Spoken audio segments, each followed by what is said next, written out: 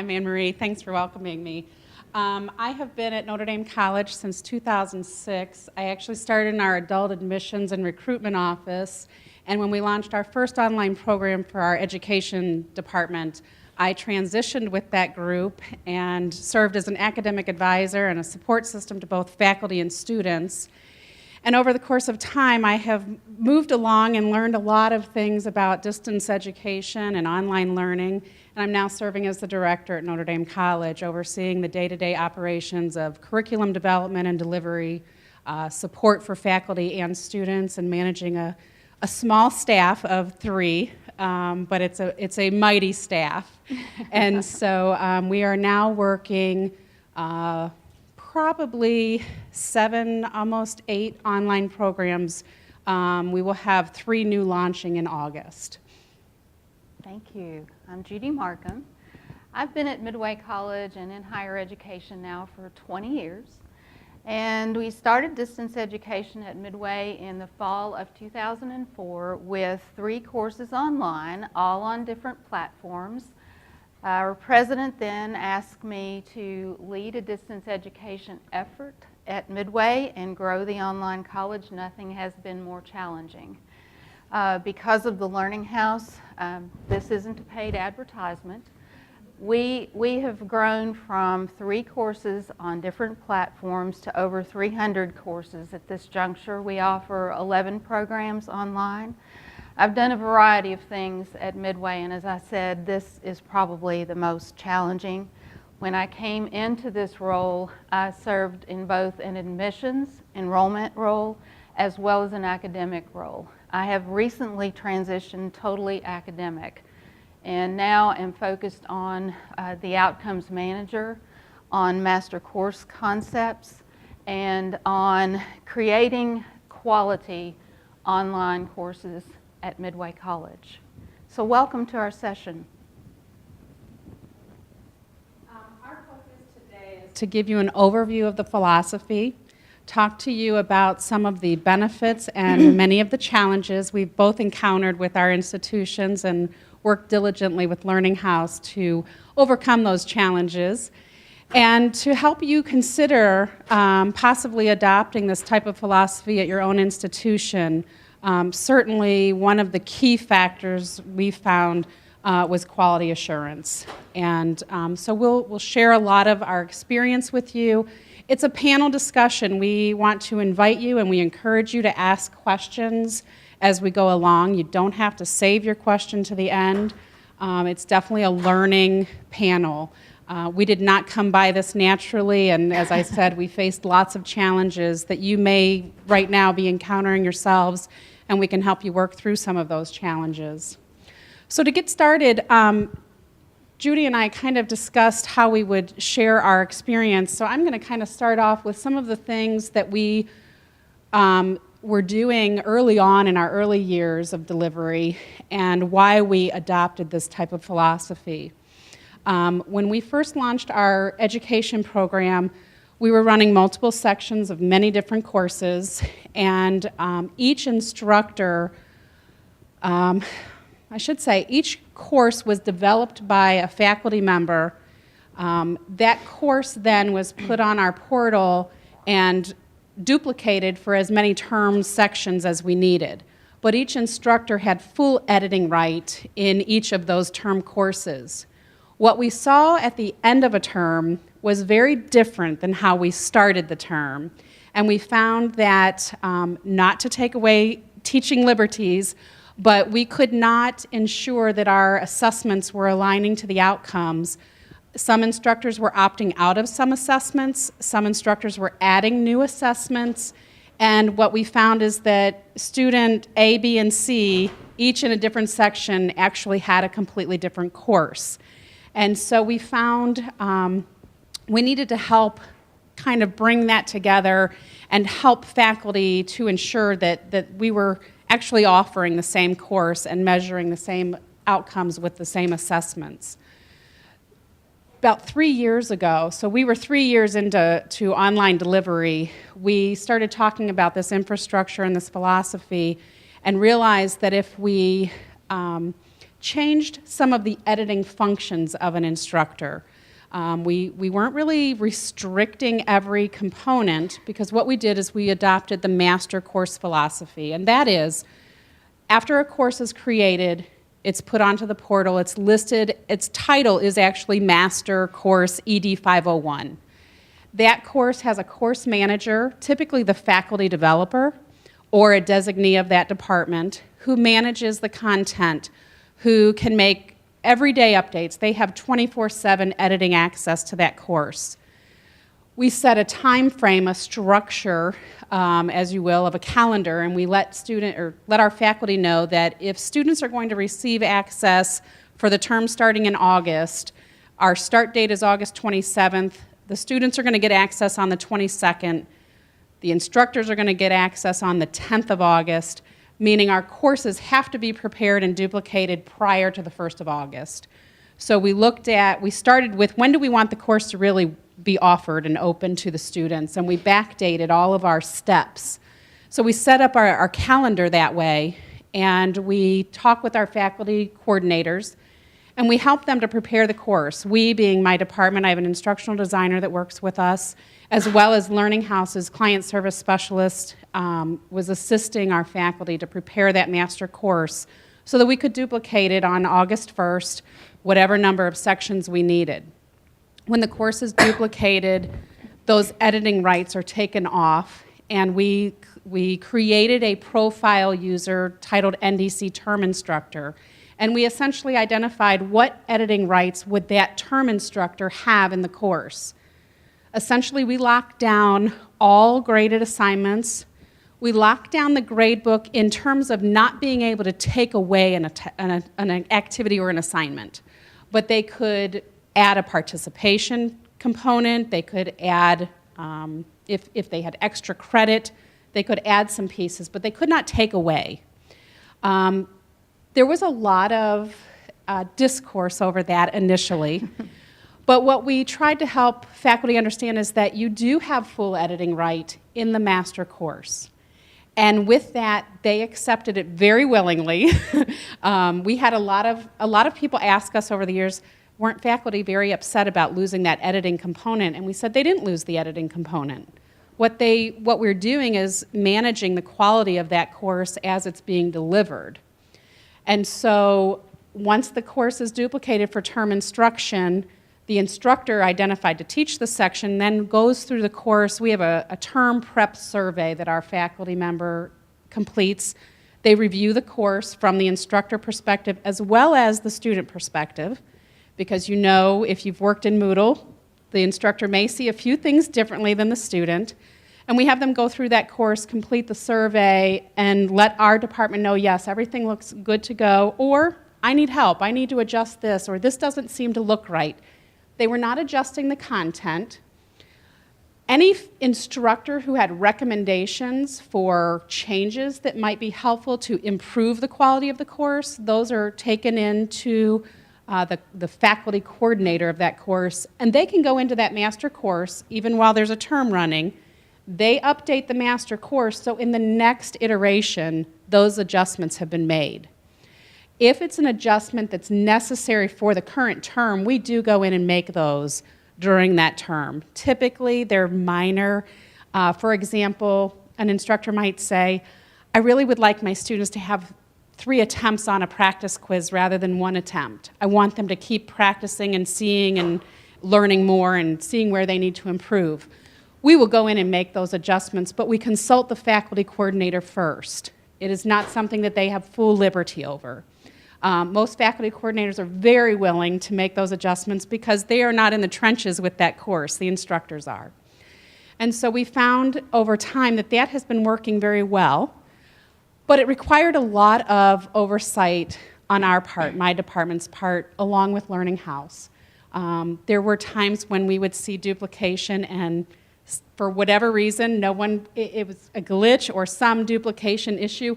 We would see that, for example, language did not copy over the way we anticipated it copying. Our responsibility in our department is to go back and check all of that, and that's part of why we created the term instructor survey, so that we could not only learning house duplicating the course and ensuring to us we believe everything is correct, but then our institution is as much responsible for that as well. And so that term instructor survey allowed instructors to go in and verify that what they're seeing and what the faculty coordinator set was matching. Judy, do you have some pieces along those lines that might tie in? Sure. As Anne Marie and I talked prior to the conference, we found that there are a lot of similarities in the master course process and how they deliver it to Midway, but there are also some differences.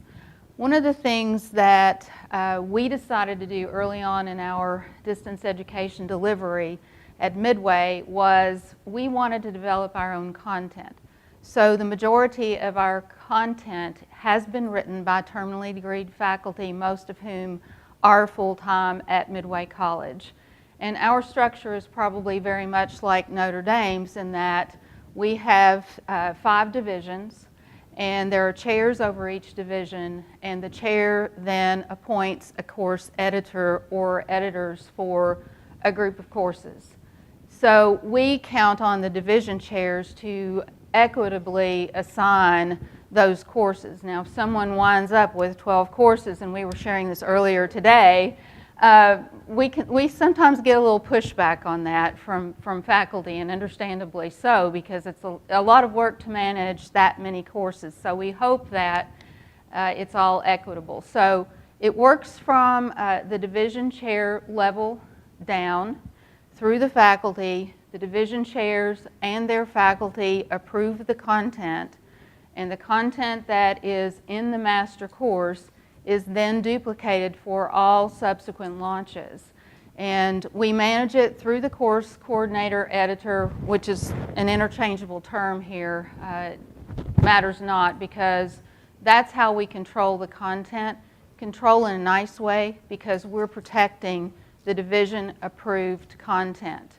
And we had the same situation that Anne Marie unveiled in that sometimes the sections that were duplicated and were taught by folks other than the course editors got changed, and they would ask for and receive that particular section again, and pretty soon we had several iterations of a course away from what we intended in the course content. So we're back on track with the course editing process. We're going through every single division again, every single course, checking and checking and checking for making sure that the content is the originally approved content. And we're always working to enhance it. So we have a very similar structure, but there are a few differences.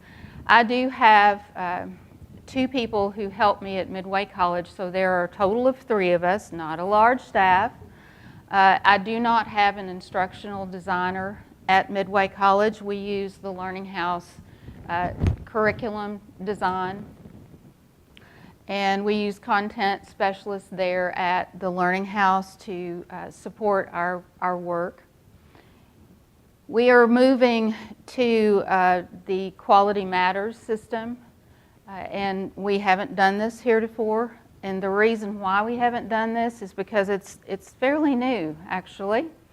And the ranking system is something we want to undertake over the next checks with our master courses, because we're always about improving the content. So when we format new courses, we call it formatting rather than developing, just a terminology.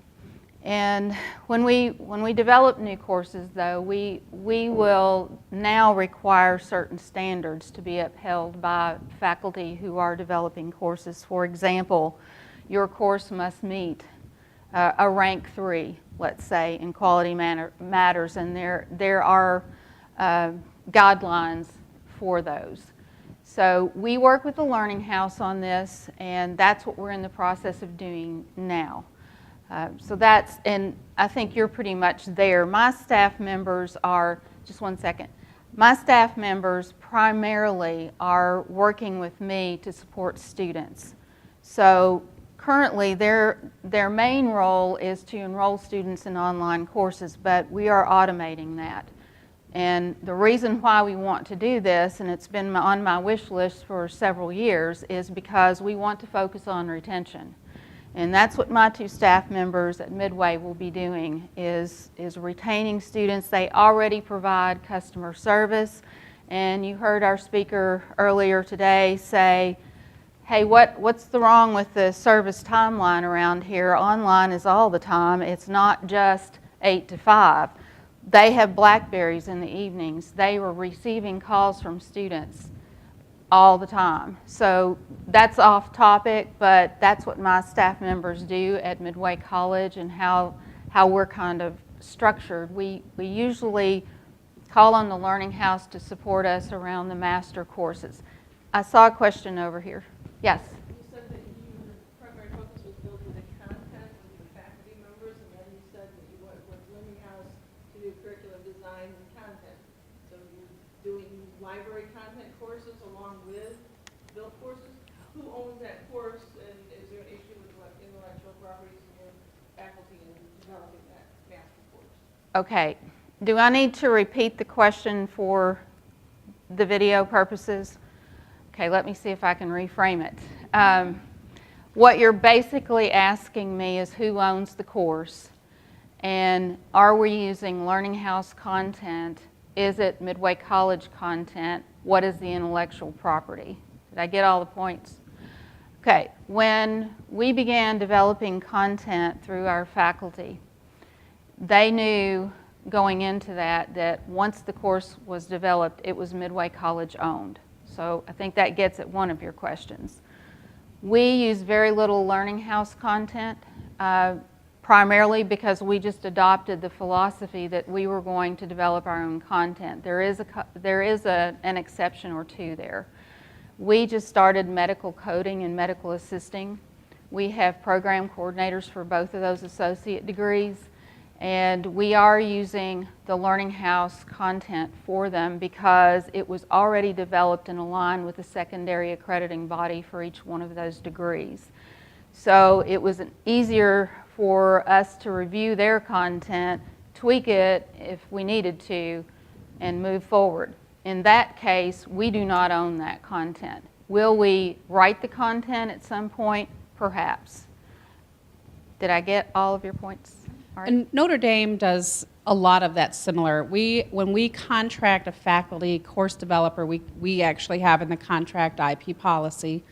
They could not, a faculty member could not take that course as a whole and take it out of Moodle and put it in someone else's Moodle system. Could they adapt an activity or an assessment? Absolutely. You know, we're not reinventing the wheel, but the course as a whole is a product of the college.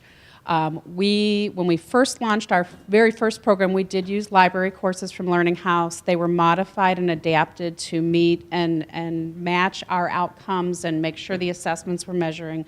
But long term, we were developing all of those courses, just as Judy at Midway. We consider using Learning House content. It's very good quality, but ultimately, we would like our faculty, well, I shouldn't say we, our faculty would like it to be their content. And so they have asked, they want some ownership of that. Not ownership in property rights, but ownership of development.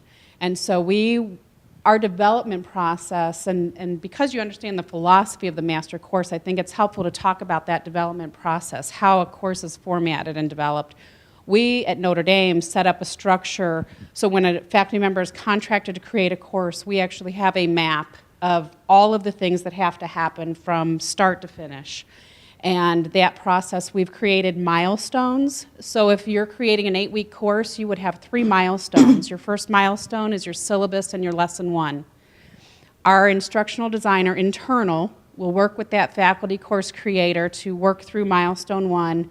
And then we transition the faculty creator over to a publishing instructional designer here at Learning House. And they take them through milestone 2 and 3. Milestone 2 is lessons 2 through 4, and milestone 3 is lessons 5 through 8. Once they have all of that content, they're publishing it to the portal. Then our master course is created. That faculty creator comes back and works with both instructional designers on both sides to make sure that the grade book is set up, make sure all of the attributes are correct, make sure all the formatting is what they anticipated it to be, look at it from the student's perspective. In our course development, we are a Quality Matters institution. We have an implementation plan. We're moving into year 2, slowly but fiercely now. And when our faculty members are creating courses, they are trained in Quality Matters rubric. We host on-campus sessions for applying the Quality Matters rubric, as well as we're part of the Ohio Consortium. And so we have the opportunity to put our faculty through online training. It's like a $25 seat fee, which is very inexpensive when you're thinking about offering training to faculty. And so our faculty developers are trained in the rubric. And then when they're working with both instructional designers, we're making sure that they're aligning their outcomes with their assessments. The other piece that we're doing, and you will hear some of this tomorrow if you attend the assessment tool presentation by Dr. Kleinfelter and several others, we are working with our faculty now to drill down and identify exactly which assessment is aligned to which outcome, so that a tool that Learning House is building will actually pull that data, give us some assessment data that we can use to enhance and revise that continual improvement. So not only will Quality Matters help us do that continual improvement, but as well the assessment tool that Learning House is building is going to help us do that. When the faculty creator is working with our instructional designer, they can drill it down as far as question 1 is tied to assessment outcome A. We're not that deep yet, and we are just beginning that process so that long-term we can begin to use that assessment tool with our online courses. So in a nutshell, that's kind of what our process looks like when we're creating the master course. And that was a very long process to get to. The philosophy was there. That was the easy part. Getting all the steps and the infrastructure and helping everyone work in and around that infrastructure has not been a very simple process. I would agree with that. If you take one thing away from this conversation today, I think we would agree the one thing that you need to take away is you have to police this, and I don't mean that in a punitive way, on both sides in order to get it to work. So, for example, what I mean by that is if you have a course editor who's managing Economics 101 and you have an instructor, an adjunct coming in teaching that course who is pushing back on some of the content, and the pushback is happening not only with the course editor but with the folks at the Learning House, then you have to say, okay, let's push back to Midway College and let's see what we say about this, whatever it is they want to change. So that's how you protect your content. And all of our divisions have put in countless hours to get us to where we are right now. We're just honing what we have, and we have a lot of very good quality courses, not only what we are offering in the 2 associate degrees that I mentioned where we're using the Learning House content, but all the content that has been developed over the years by our faculty. And we want that content to stay pristine. We don't want folks to come in and be making changes. So that would be the takeaway I would leave you, not at the end of the session, but right now I would say if you want to make a note about anything, that is the one learning experience I've had and what has caused me to take a different turn down a train track to get things back on track. And it isn't easy, I would agree. It's not an easy road to develop distance education at an institution, and if you're doing that and you don't have any way to monitor and control your content, if you're writing content from your own institution's faculty, I would strongly suggest this model. It has worked well and it continues to serve us well at Midway College. You just have to stay on top of it, not only for the policing part, but for the quality part that Anne-Marie describes. I think it would be helpful to know how many of you do not teach an online course, but you administrate in your online programs. And so everyone else here teaches at least one online course.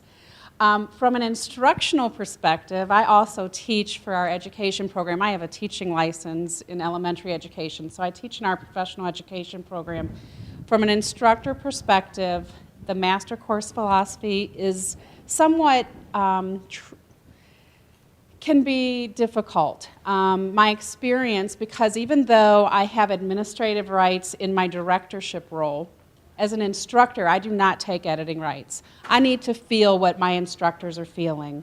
And so I adopt the same philosophy that they have of the non-editing rights. From an instructional perspective, and I teach courses that I am the coordinator for, so it's frustrating to know that I want to make an adjustment. My students are voicing there's frustration. There's something that's not clear in the directive of the activity they're going to complete. I use the latest news component to message out to my students, give clarification. That's the directive we give all of our instructors. It's not that you can't fix that. It's you can't change it in the course outline component, but you can communicate and enhance and improve the quality of the assessment or directives for the activity using the latest news. Our instructors can add and enhance the course by providing PDFs, resources, more timely resources. Maybe something happened in the news that week that you really think is going to impact that particular week's lesson or some outcome in the course. Our instructors are encouraged to supplement and add to the course, but what we tell them is you should not be adding so much to the course that it becomes burdensome to the student. They're looking at the course outline, and typically they're looking on week 1 at 8 weeks out. What do I need to do? What's my job in the next 8 weeks? If I'm adding components in each week subsequently, my student doesn't know that they're going to have more work to do. And that becomes a frustrating point from a student perspective. So we have instructed our faculty members that you can enhance, you should supplement your course. You have those rights. And as an instructor, as a teacher, you should want to do that for your students. But we also, when we're developing the course, we look at how much time of engagement are our students in. And we looked at the Carnegie units, so if I'm sitting in class for 50 minutes, 3 days a week in a face-to-face class, how much engagement should that equate to in an online component? Reading the textbook, reading anything outside of the learning management system, working on your preparation of your graded assignment. Those are things that we do not count in engagement. What we count in engagement are questionnaires, forum discussions, the uploading of your assignments, participation, dialogue. Those are the items. If there's an ebook lecture in the course, if there are PowerPoints, many of our courses have a synchronous component to enhance the program. And so on a weekly one of our programs has a weekly discussion that's live using Adobe Connect. That's part of their engagement. And we say that a student should have anywhere from 3 to 5 hours of engagement per week to equate to those Carnegie units. That was a really important factor when we were developing courses, because you can put together all sorts of resources, but when you start to look at the quality of engagement and what the student is really doing on a weekly basis, you have to stop and ask, how much is that going to require of the student? And so using the latest news from the instructor perspective to give and supplement and enhance the course is really helpful. The other advantage from an instructional perspective, especially our adjuncts, they say, great, I don't have to do anything but teach the course. That's a big deal. We all know how much time it takes to teach and assess our students in an online course. Mm-hmm. So not having to develop the content from the start is really, I think to many, an advantage that they appreciate. They don't have that responsibility. And they are accountable for students achieving those outcomes, but they are not accountable for did they give the right assessments and are they aligned to those outcomes. I'd like to bounce off one idea there that is very different at Midway College, and we learned this early on in our distance education travels. And What you have to know about Midway is we're not only Kentucky's only college for women with our traditional population, but we have the majority of our enrollment in the online and in-seat evening programs. So those are non-traditional students. They don't like synchronization. We found that out really quickly. So we don't require anything synchronized. If our faculty members offer office hours and they are required to do that online, then they are not required by the students. If they go in and they have questions, it's fine. They can go on the discussion board, they can contact the faculty member however they're directed, but it is not a required exercise. So we honor the students' requests in this regard. How many of you, just out of a show of hands, how many of you work at institutions where you have both traditional and non-traditional students? Okay, so quite a few of you. How many of you have non-traditional students online? Okay, of the ones who have non-traditional students online, do you have synchronization? Just curious. So Notre Dame only has that in our professional education licensure program. All of our other degree programs, if an instructor wishes to use a synchronous component like Midway, it is optional. It can be used for office hours or tutor sessions, or also for students to collaborate when there are group activities. It provides them, instead of using the Moodle chat, they can use Adobe Connect. They can share files. Some of our courses require presentations. When our students in the education program have presentations, everyone must be present. But in other programs, for example, our Elements of Speech course, students will be required to give a speech. They will probably be required to use Adobe Connect with the instructor present, but again, that would be the student and instructor scheduling that time. If other students wanted to participate and be present, that would be an option. And the advantage of Adobe Connect is they can record that and post that out to all students. And in fact, you could create a forum discussion off of that presentation and link it into that week's forum if you needed to have some engagement so students could give feedback or practice some pieces. good point. Does anybody have questions for us? Yes. I have a question about your compensation for your editors for your courses. Compensation We for were talking course about- coordinators. Translated into course load, or you said a contract for development, and so how much? And you said maybe sometimes they're assigned 12 courses, and so how does that translate into their workload? We approach that with our faculty just the way you would with a face-to-face. They're required to update and maintain timely components of their course, accreditation for education and NCATE. There are pieces they have to update. We ask them to do that in their online. There is no compensation for our course coordinators. But like Judy was indicating, if the department chair is identifying that you have 6 courses in your program you're responsible for, we in our department anticipate that that division chair is taking that into account to the load that the faculty member may be bearing. And most of our course coordinators, I would say 95% of our course coordinators are full-time faculty. We occasionally and very successfully have some adjunct instructors that are managing courses, and they do a wonderful job because that is the only piece they have to manage. And they take pride in that. It gives them some experience and helps them, add to their credentials as well. Judy? Funny, we were just talking about that very thing earlier today, and at our college, our faculty have lifted up 2 things to study this year. One of them is workload, and so we are looking at actually a stipend for course editors. We already pay faculty for developing online courses, and we're almost at the top of the market rate per credit hour on that. So we're looking, and we're still in conversation with the workload committee about it. So I think where we're going to land, if I had to guess, is some kind of an agreed upon rate for per course so that we're fair across the board, because we We haven't really landed on a cluster of courses, for example. You mentioned 12 that we were talking about earlier.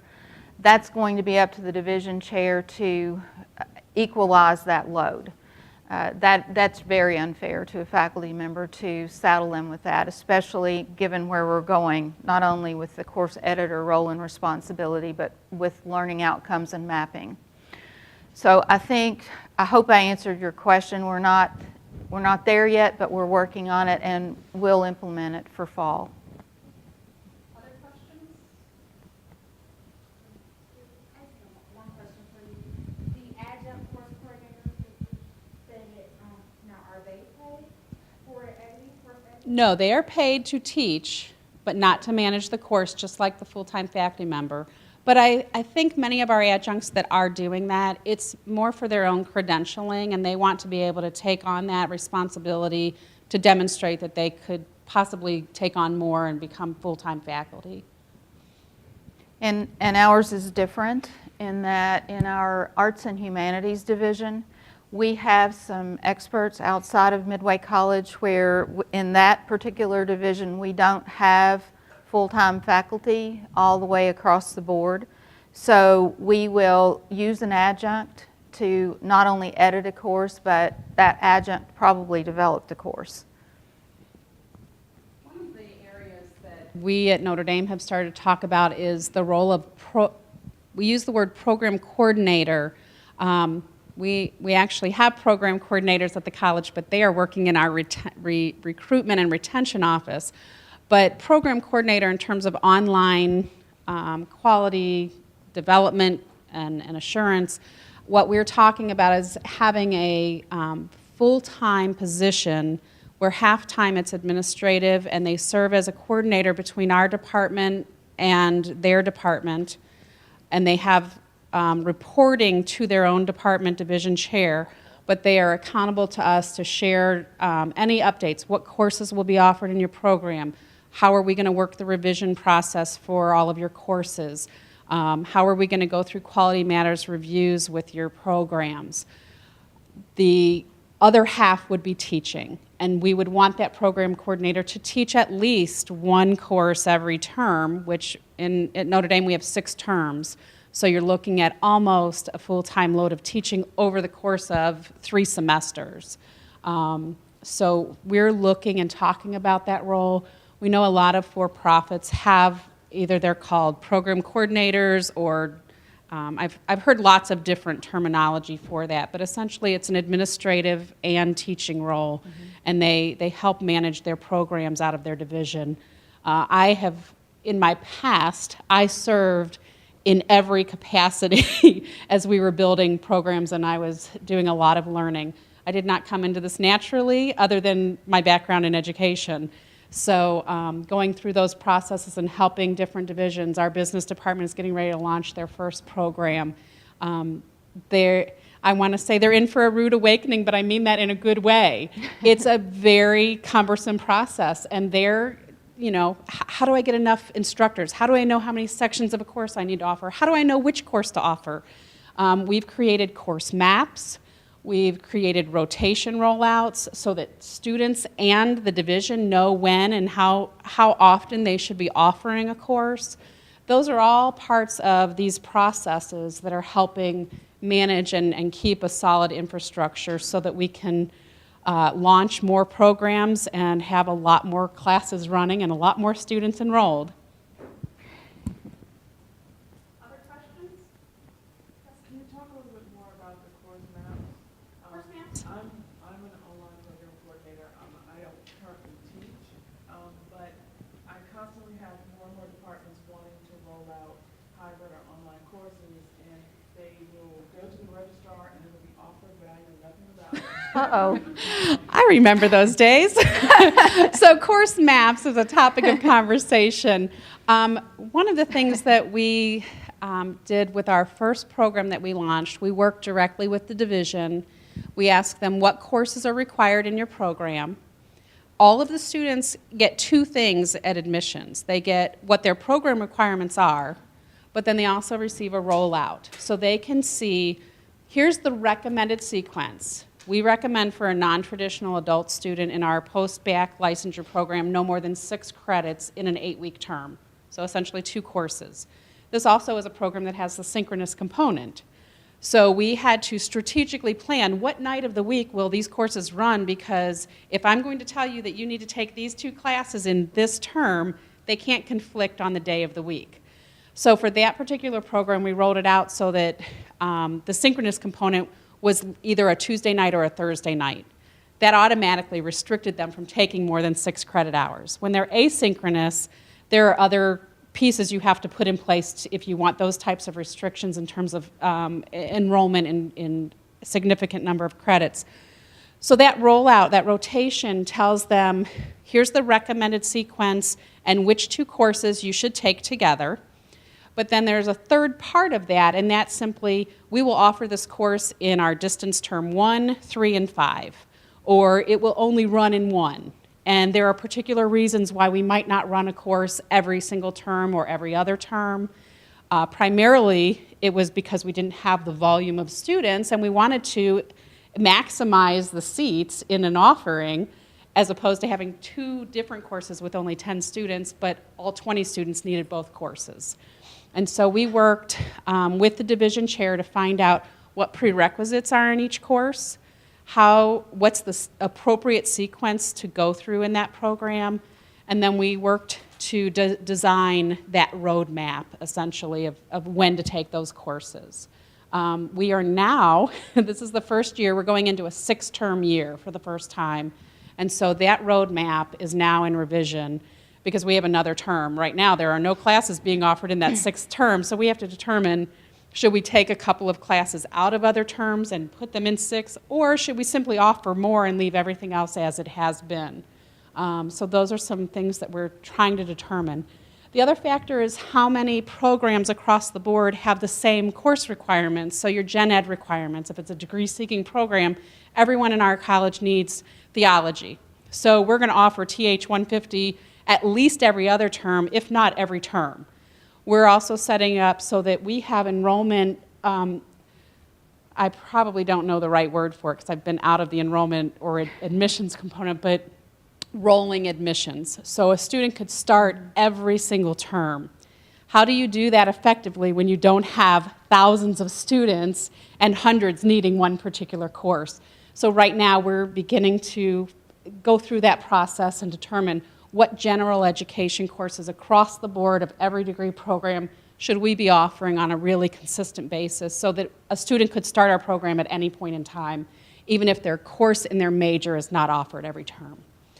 But it's something that we really had to work very closely with division chairs and have their input. We certainly in our department could plan a rollout, but we are not the subject matter experts and we are not the program experts, so we depend on them to guide that with us. Other questions? I'm just curious if anybody's broached the issue of, if we're in the same boat, we might have, 4 students that need this course this semester, in this 8 weeks, and the next 8 weeks. If one of them fails the class, they can't take the next class in sequence, and you're trying to fill a space, and their financial aid is at risk. I just wonder if anybody's looked at courses that could meet a requirement in more than a single discipline, and to help fill that void. Now, the big example at our campus is social statistics. Of course, it's an upper division class. I think it's 3. Well, I don't even want to know it. But the course is cross-listed in 5 different disciplines. And I just wonder if anybody's ever thought of that at the gen ed level. It'd have to be a really muddy thing to grab it, even if it fit 2 disciplines, to fill that gap, and where you're looking for a course that matters to the student, this adult learner who doesn't have extra money laying around, to go an extra term or take an extra course. For example, we're just launching our business management program. In that program, they have maybe 6 electives. And the division said to us, well, I said, what electives? What are their choices? And they said, well, it can be anything. I said, well, what do you mean, anything? Because if you're telling me anything, then I'm going to pick anything. And it's probably going to be my interest, not the students. And instead what I said is, what's the expectation when they choose those electives? What is the goal? The guided electives are free. And so then we also said, do they need to be upper biennium? Because that's another factor to take in. And so we have looked at cross-cultural courses where they cross several programs, and we're looking at upper biennium. And we're being strategic. The first launch of the program, while the student could have maybe 4 courses to choose for that elective, we're going to tell them what their elective is. So essentially, they're not going to get an elective the first time it rolls out. As we build and add more courses to that program and design other programs, our human resource program, our marketing program, those electives will cross over. We just can't launch every single one at once. And so we're kind of designating, this is the elective we've chosen for you. But look how great that is, because now you don't have to you can just see exactly what you need and when you need it. And we do not run on cohorts. So if a student fails a course and they need to repeat it, we are using Learning House success coaching. And so we have success coaches that are working directly with our students to monitor their progress, and working directly with our division chair and retention coordinator, so that if a student is not succeeding in a course or in jeopardy of failing, we can help them immediately. And if they need to repeat a course, we're getting them into that course the very next time it's offered to keep them as close on track as we can. Another question? I was going to respond. We've got a course called Social Psychology that crossed over from psychology and also our leadership program. So that might be something. Okay. Social psychology is one of those that fits in a number of different areas. Now, is it upper division or lower division? It's a 301. Upper. So, okay. Yeah. Thanks. Any other comments or questions? I might just bounce off that last little narrative there. We do run on cohorts, although we also have rolling admissions. So we have 2 different things going on. And when we launch cohorts at Midway College, we use a benchmark number. So when I worked in admissions, it was always 13, happened to be the magic number. So once we had 13 students, we were good to go. We then rolled out the rotation schedule. So students who began with the rotation of business administration, for example, would know from start to finish how long it would take them, what courses they needed to take, and all of them, of course, have a transcript evaluation when they enter. Those students are typically our degree completion program students. And they, what we found when we started offering so many different beginnings of business administration in a particular academic year, as many as 4, students would start bouncing from one to another because they can. And it was okay with us, because if we started with enough students to begin with, which most of our cohorts in business start with 20, 25 students, we still had enough to run the cohort and be efficient revenue-wise for the college, no matter whether a student bounced back and forth or not. So that's a different model. We started that in 2005, and it has served us well. We're getting into a little bit of the rolling admissions now, where you look at A, B, C, D, and you roll out X number of the same courses for a program every year, and a student knows which module, and we run on 5 modules a year. So we have 2 in the fall, 2 in the spring, 1 in the summer. And most of our courses are like Notre Dame's. They're 8 weeks in length, unless they're fewer than or greater than 3 credit hours. So we're just getting into the rolling admissions, but it is a problem when you really can't count on the numbers. If you start with low numbers, when you roll out that A, B, or C, then when you get to D, Z, F, whatever, You're in our nursing you're in program trouble last revenue-wise. We have an RN to BSN program, and last fall we started a group of students. In the spring we started another group of students, but this summer several had withdrawn, or they were sitting out for a semester because they needed to take a break, all sorts of reasons. And so we found that what that original group would be sitting in during the summer and into the fall, we actually have 2 or 3 students that will be sitting in those classes, and we're not really at a break-even point with 2 or 3 as well. You all know that forum discussions and the engagement really change when you have a low-enrolled course. And it requires even more of the instructor when you have low-enrolled courses, I think. While ideally, I remember having 6 students in the first course I launched online, and I was terrified of having 6 students online, and we all survived it. I've had as many as 28. Our courses have a seat max of 20 without permission. Our provost can approve up to 25. After 25, we pay a per seat rate over the normal stipend for that course.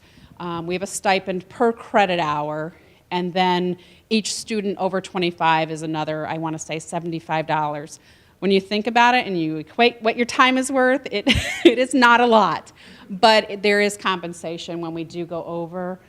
Typically what we try to do is once we see we're at 20, we get another instructor on reserve, we keep enrolling, and then we split those sections into equal sections so that there's some leveraging to the instruction for the students and the teacher. And we do much the same thing, although I really like the stipend for over 25. You get into situations where if you do keep enrolling, which is what we do, and then you monitor and you look to see how many you have when you're nearer the launch, and you don't have enough to split the sections, but you can't tell the 3 students who went over 25, I'm sorry you can't have this course, you'll just have to wait another year to graduate. They don't like that very much. So I really like that idea, and I'm going to take that back and share it. Thank you.